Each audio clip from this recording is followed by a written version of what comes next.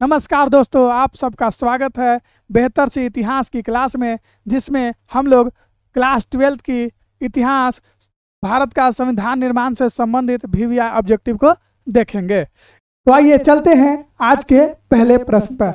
आज का पहला प्रश्न है, भारत को कब गणतंत्र घोषित किया गया? आपके सामने 4 ऑप्शन दिया गया है। ऑप्शन नंबर 1 26 जनवरी 1950, ऑप्शन नंबर बी 14 अगस्त 1950, ऑप्शन नंबर सी 15 अगस्त 1947, ऑप्शन नंबर डी 26 नवंबर 1930। तो आप लोग बताइएगा कि इन चारों ऑप्शन में से कौन सा आंसर ऑप्शन सही है। तो इसका सही ऑप्शन है 26 जनवरी 1950। इसका सही आंसर क्या है? 26 जनवरी 1950। अगर बात कर लिया जाए कि स्वतंत्रता दिवस कब मनाया जाता है या भारत स्वतंत्र कब हुआ, तो भारत स्वतंत्र हुआ था 15 अगस्त 1947 को। और इसी के उपलक्ष्य में 15 अगस्त को हम लोग क्या मनाते हैं? स्वतंत्रता दिवस मनाते हैं। और इसी दिन से हम लोग 26 जनवरी को गणतंत्र दिवस के रूप में मनाते हैं। तो चलिए चलते हैं हम लोग नेक्स्ट प्रश्न। तो दूसरा क्वेश्चन है, भारतीय संविधान कब लागू किया गया था? तो ऑप्शन है, ऑप्शन ए 26 नवंबर 1949, ऑप्शन बी 24 जनवरी 1950, ऑप्शन सी 26 नवंबर 1950, ऑप्शन डी 26 जनवरी 1950। तो आप बताइएगा इनमें से कौन सा ऑप्शन सही होगा। तो इसका सही आंसर है 26 जनवरी 1950। संविधान कब लागू किया गया था? 26 जनवरी 1950 को। अगर बात किया जाए कि भारतीय संविधान बनकर कब तैयार हो गया था, तो भारतीय संविधान बनकर तैयार हो गया था 26 नवंबर 1949 को। संविधान 26 नवंबर 1949 को ही बनकर तैयार हो गया था। फिर भी 26 जनवरी 1950 को लागू किया गया। इसके पीछे एक कहानी है जो कभी टाइम मिले तो फिर बता देंगे आगे के क्लास में। चलिए अब हम लोग चलते हैं नेक्स्ट क्वेश्चन पे। तो आज का तीसरा प्रश्न है, संविधान सभा के प्रारूप समिति के अध्यक्ष कौन थे? प्रारूप समिति के अध्यक्ष कौन थे? ऑप्शन है, option number A doctor Rajendra Prasad, option number B Jawaharlal Nehru, option number C Bhimrao Ambedkar, option number D Sardar Vallabh Bhai Patel. तो इस प्रश्न का सही आंसर है डॉक्टर भीमराव अंबेडकर। डॉक्टर भीमराव अंबेडकर प्रारूप समिति के अध्यक्ष थे। प्रारूप समिति एक 7 सदस्यीय आयोग था। क्या था? 7 सदस्यीय आयोग था। यह क्वेश्चन भी बार बार पूछता है कि प्रारूप समिति में कितने सदस्य थे? कितने सदस्य थे? 7 सदस्य थे। और कहीं कहीं ऑप्शन में 6 दे देता है। वो इसलिए 6 देता है कि इनका मानना है, जो क्वेश्चन बनाता है, कि 6 सदस्य थे और उनमें से 6 + 1 अध्यक्ष यानी कि भीमराव अंबेडकर। चलिए तो हम लोग नेक्स्ट प्रश्न पे चलते हैं। आज का चौथा प्रश्न है, संविधान के निर्माण में कितना समय लगा? संविधान के निर्माण में कितना समय लगा? तो ऑप्शन है 2 वर्ष 11 माह 11 दिन, 2 वर्ष 11 माह 18 दिन, 3 वर्ष 11 माह 18 दिन, इनमें से कोई नहीं। तो आप उत्तर दीजिएगा कि इनमें से कौन सा ऑप्शन सही होगा। तो इसका सही ऑप्शन है 2 वर्ष 11 माह 18 दिन। संविधान निर्माण में 2 वर्ष 11 माह 18 दिन लगा। हम लोग चलते हैं नेक्स्ट प्रश्न में। अगला प्रश्न कहता है, संविधान सभा के प्रथम बैठक में संविधान सभा के प्रथम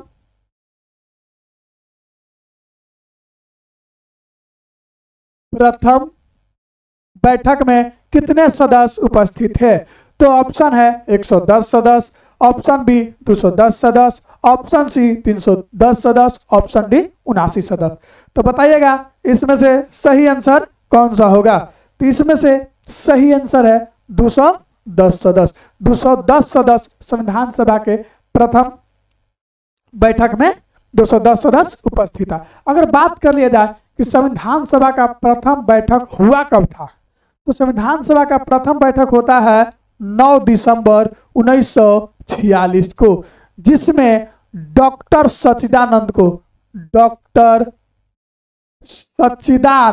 को संविधान सभा का अस्थायी अध्यक्ष बनाया जाता है। अस्थायी अध्यक्ष बनाया जाता है। और इसका दूसरा बैठक होता है 11 दिसंबर 1946 को, जिसमें डॉक्टर राजेंद्र प्रसाद को अस्थाई अध्यक्ष बना दिया जाता है। संविधान सभा का अस्थाई अध्यक्ष किसे बनाया जाता है?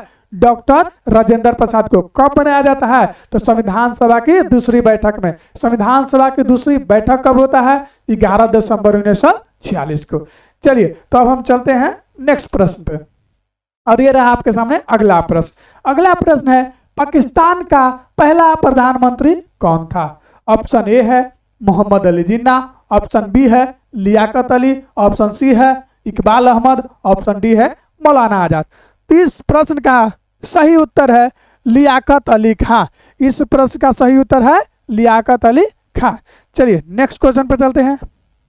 नेक्स्ट क्वेश्चन है, भारत का राष्ट्रगान कौन सा है? भारत का राष्ट्रगान कौन सा है? शायद आपको पता होगा कि भारत का राष्ट्रगान कौन सा है। ऑप्शन है वंदे मातरम, ऑप्शन बी जनगण मन, ऑप्शन सी सारे जहां से अच्छा हिंदुस्तान हमारा, ऑप्शन डी इनमें से कोई नहीं। चलिए आपको पहले यह पूछते हैं कि बताइएगा वंदे मातरम किसने लिखा? तो वंदे मातरम किसने लिखा जी? बंकिम चंद्र चटर्जी। बंकिम चंद्र चटर्जी ने लिखे। और जनगण मन कौन लिखे? तो जनगण मन लिखते हैं रविंद्रनाथ टैगोर। और सारे जहां से अच्छा हिंदुस्तान हमारा, ये कौन लिखते हैं? तो ये लिखते हैं इकबाल। चलिए और प्रश्न का आंसर दीजिए कि भारत का राष्ट्रगान कौन है? तो भारत का राष्ट्रगान है जनगण मन। चलिए एक प्रश्न के और उत्तर दीजिएगा कि जनगण मन गाने में कितना समय लगता है? बताइएगा कितना समय लगता है? बताइए आप लोग कितना समय लगता है? 52 सेकेंड का समय लगता है। चलिए आगे बताइएगा कि भारत का राष्ट्रीय गीत या राष्ट्रगीत क्या है? तो भारत का राष्ट्रगीत है जो बंकिम चंद्र चटर्जी ने लिखे हैं, वंदे मातरम। चलिए अब हम लोग चलते हैं नेक्स्ट प्रश्न पे। है स्वतंत्र भारत के प्रथम गृह मंत्री कौन थे? तो देखिए ऑप्शन है Sardar Vallabh Bhai Patel, option B Rajagopalachari, option C doctor Rajendra Prasad, option D Maulana Azad. तो इस प्रश्न का सही उत्तर होगा सरदार वल्लभ भाई पटेल। चलिए अब हम लोग चलते हैं नेक्स्ट प्रश्न पे। तो नेक्स्ट प्रश्न है, भारतीय संविधान के अनुसार संप्रभुता निहित है। कह रहा है भारतीय संविधान के अनुसार संप्रभुता किस में निहित है? सबसे पहले तो ये है कि संप्रभुता होता क्या है। तो संप्रभुता जब अपने सामान को अपने अनुसार हम यूज कर सकते हैं, यही संप्रभुता है। तो वही कह रहा है भारतीय संविधान के अनुसार संप्रभुता निहित है किसमें? राष्ट्रपति में, प्रधानमंत्री में, न्यायपालिका में कि संविधान में? तो इस प्रश्न का उत्तर है संविधान में। भारतीय संविधान के अनुसार संप्रभुता किस में निहित है जी? संविधान में निहित है। अब हम लोग चलते हैं नेक्स्ट प्रश्न में। अगला प्रश्न है, बंगाल विभाजन कब हुआ? ऑप्शन नंबर ए 1905 में, ऑप्शन नंबर बी 1906 में, ऑप्शन नंबर सी 1911 में, ऑप्शन नंबर डी 1914 में। बताइएगा बंगाल का विभाजन कब हुआ? तो बंगाल का विभाजन, इसका सही उत्तर है ऑप्शन नंबर ए यानी 1905 में। चलिए नेक्स्ट प्रश्न देखते हैं। अगला क्वेश्चन है, भारतीय संविधान का पिता किसे कहा जाता है? देखिए भारतीय संविधान का पिता किसे कहा जाता है? Option number A doctor Rajendra Prasad को, option number B Bhimrao Ambedkar को, option number C Jawaharlal Nehru को, ऑप्शन नंबर डी इनमें से किन्हीं नहीं या इनमें से कोई नहीं। बताइएगा भारतीय संविधान का पिता किन्हें कहा जाता है? तो इस प्रश्न का सही उत्तर है भीमराव अंबेडकर को। भीमराव अंबेडकर को भारतीय संविधान का सम्मानवश पिता कहा जाता है, भीमराव अंबेडकर को। आगे देखिए डॉक्टर राजेंद्र प्रसाद। डॉक्टर राजेंद्र प्रसाद स्वतंत्र भारत के प्रथम राष्ट्रपति थे। क्या थे? प्रथम राष्ट्रपति। आगे पंडित जवाहरलाल नेहरू। पंडित जवाहरलाल नेहरू स्वतंत्र भारत के प्रथम प्रधानमंत्री थे। क्या थे? प्रथम प्रधानमंत्री। और इसके साथ साथ भीमराव अंबेडकर को प्रारूप समिति का अध्यक्ष थे। भीमराव अंबेडकर क्या थे? प्रारूप समिति के अध्यक्ष भी थे। आगे बताइएगा प्रारूप समिति कितने सदस्य का आयोग था? कितने सदस्य के? 7 सदस्य के। चलिए अब हम लोग चलते हैं अगले प्रश्न पे।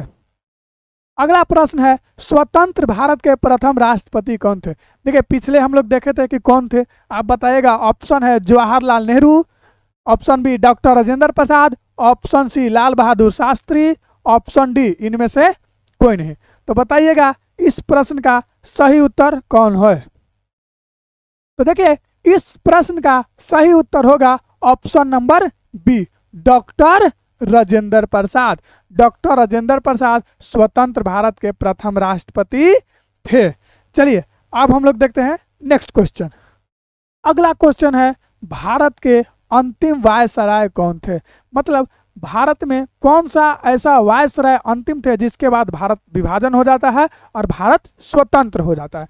तो ऑप्शन नंबर है C Rajagopalachari, option number B Lord Mountbatten, option number C Radcliffe, option number D इनमें से कोई नहीं। बताइएगा कौन सा ऐसा वायसराय थे? तो देखिए इस प्रश्न का आंसर है option number B, Lord Mountbatten. Lord Mountbatten अंतिम वायसराय थे, इनके बाद वायसराय का पद भारत से खत्म कर दिया गया। चलिए अब हम लोग चलते हैं नेक्स्ट क्वेश्चन पे। अगला क्वेश्चन है द डिस्कवरी ऑफ इंडिया पुस्तक के लेखक, यहाँ पे थोड़ा सा टाइपिंग एरर है, पुस्तक के लेखक कौन थे? Option number A Mahatma Gandhi, option number B Jawaharlal Nehru, option number C Motilal Nehru, option number D इनमें से कोई नहीं। देखिए द डिस्कवरी ऑफ इंडिया, इसको हिंदी में भी कभी पूछ देता है भारत की खोज। क्या है? भारत की खोज। पुस्तक के लेखक कौन है? तो बताइएगा कौन है जी? तो इस प्रश्न का सही उत्तर है जवाहरलाल नेहरू, पंडित जवाहरलाल नेहरू। पंडित जवाहरलाल ने ही पुस्तक लिखे थे द डिस्कवरी ऑफ इंडिया या भारत की खोज। चलिए अब हम लोग चलते हैं नेक्स्ट प्रश्न पे। अगला क्वेश्चन है संविधान सभा में कुल कितने सदस्य थे? संविधान सभा में कुल कितने सदस्य थे? तो देखिएगा option number A 150, option number B 200, option number 3 389, option number 4 250। तो बताइएगा संविधान सभा में कुल कितने सदस्य थे? तो कितने सदस्य थे जी? तो संविधान सभा में कुल 389 सदस्य थे। चलिए संविधान से संबंधित हम लोग कुछ और फैक्ट जान लेते हैं। सबसे पहले बताइएगा कि जब संविधान बनकर तैयार हो गया था तब उस समय संविधान में अनुच्छेद की संख्या, आर्टिकल यानी अनुच्छेद की संख्या कितनी थी? कितनी थी? तो 395। कितना? 395। आगे बताइएगा उस टाइम संविधान में भाग कितने थे? कितने थे? 22 भाग। कितने थे? 22 भाग। उस टाइम अनुसूची कितने थे? अनुसूची कितना था? कितना अनुसूची था? 8 अनुसूची था। ये फैक्ट है जो संविधान से रिलेटेड बार बार पूछते रहता है। चलिए अब हम लोग चलते हैं नेक्स्ट प्रश्न पे। अगला प्रश्न है कैबिनेट मिशन किस वर्ष भारत आया? पहले तो ये समझिए कैबिनेट मिशन क्या था। तो देखिए क्या हुआ कि भारतीय संविधान बनाने के लिए भारतीय लोग एक संविधान सभा बनाना चाहता था। क्या बनाना चाहता था? संविधान सभा बनाना चाहता था। और वो अंग्रेज से यही मांग करता था कि एक संविधान सभा का गठन किया जाए जो संविधान बनाने का कार्य करेगा। तो यही कैबिनेट मिशन प्रस्ताव आया और ये कैबिनेट मिशन प्रस्ताव के अनुसार ही कहा गया कि भारतीय संविधान भारतीय के लोगों के अनुसार बनाया जाएगा, इसके लिए एक सभा का गठन होगा। तो इसी के आधार पे संविधान सभा का गठन हुआ। एक क्वेश्चन ऐसे भी पूछता है कि संविधान सभा का गठन किस मिशन के या किस योजना के आधार पर हुआ? तो किस योजना के आधार पर हुआ? कैबिनेट मिशन के या कैबिनेट योजना के आधार पर हुआ। फिर पूछता है कि कैबिनेट मिशन किस वर्ष आया? तो ऑप्शन नंबर ए है 1944, option number B 1945, option number C 1946, option number D 1947। बताइएगा किस वर्ष आया? तो इस प्रश्न का सही उत्तर है 1946 में। चलिए अब हम लोग चलते हैं नेक्स्ट प्रश्न में। अगला प्रश्न है भारत का विभाजन ब्रिटिश शासन की किस योजना का परिणाम है? क्वेश्चन है कि जब भारत का विभाजन हुआ ब्रिटिश योजना के किस ब्रिटिश शासन के किस योजना के परिणाम है? तो देखिएगा ऑप्शन नंबर ए माउंटबेटन योजना, ऑप्शन नंबर बी क्रिप्स योजना, option number C cabinet mission योजना, ऑप्शन नंबर डी इनमें से कोई नहीं। तो इस प्रश्न का उत्तर दीजिएगा आप लोग।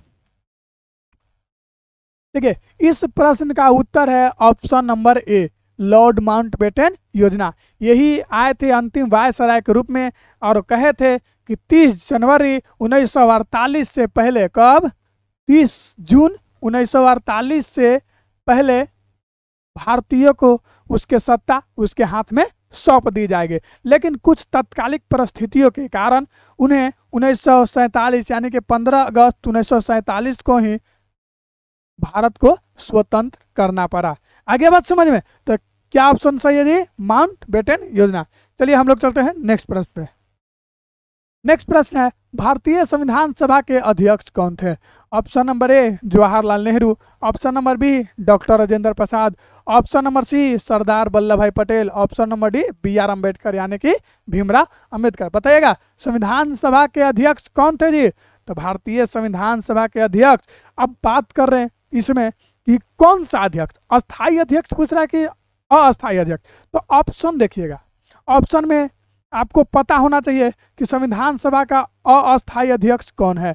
तो संविधान सभा का अस्थायी अध्यक्ष सच्चिदानंद सिन्हा है, सच्चिदानंद सिन्हा। और बात कर लिया जाए कि अस्थायी अध्यक्ष कौन है, तो डॉक्टर राजेंद्र प्रसाद। कौन है? डॉक्टर राजेंद्र प्रसाद। चलिए हम लोग नेक्स्ट प्रश्न पर चलते हैं। तो अगला प्रश्न है मुस्लिम लीग की स्थापना किस वर्ष हुई? मुस्लिम लीग की स्थापना किस वर्ष हुई जी? तो देखिएगा, बताइएगा 1885, 1906, 1915, 1919। बताइएगा किस वर्ष हुआ जी? तो इसका प्रश्न का आंसर है 1906। चलते हैं नेक्स्ट प्रश्न में। अगला प्रश्न है पाकिस्तान एक स्वतंत्र राष्ट्र के रूप में कब अस्तित्व आया? इसका कहने का मतलब कि पाकिस्तान कब स्वतंत्र हुआ। ऑप्शन नंबर ए है 26 जनवरी 1947, ऑप्शन नंबर बी है 30 जनवरी 1947, ऑप्शन नंबर सी है 15 अगस्त 1947, ऑप्शन नंबर डी है 14 अगस्त 1947। बताइएगा पाकिस्तान कब आज़ाद हुआ जी? तो इस प्रश्न का उत्तर है ऑप्शन नंबर डी यानी 14 अगस्त 1947 को पाकिस्तान स्वतंत्र हुआ। भारत कब स्वतंत्र हुआ? तो 15 अगस्त 1947। चलिए, तो ये आज का अंतिम प्रश्न था। अगर ये क्लास आपको अच्छा लगा तो लाइक कीजिए, शेयर कीजिए और कमेंट कीजिए और चैनल को सब्सक्राइब कर लीजिए।